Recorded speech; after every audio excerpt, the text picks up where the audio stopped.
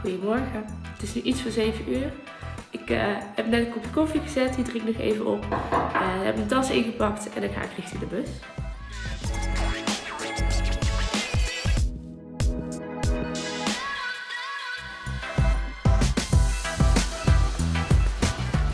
Goedemorgen. Waarom gaat zo'n jong iemand de politiek in?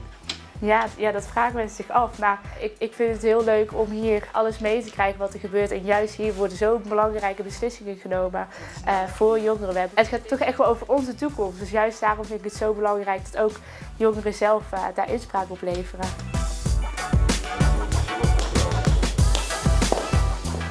Nou, dit is de Statenzaal en hier gebeurt het allemaal.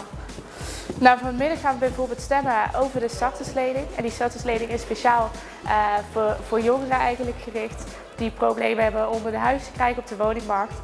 Hallo. Goedemorgen. Goedemorgen. Succes vandaag. Dankjewel. Ja, hij zit wel lekker. Ja.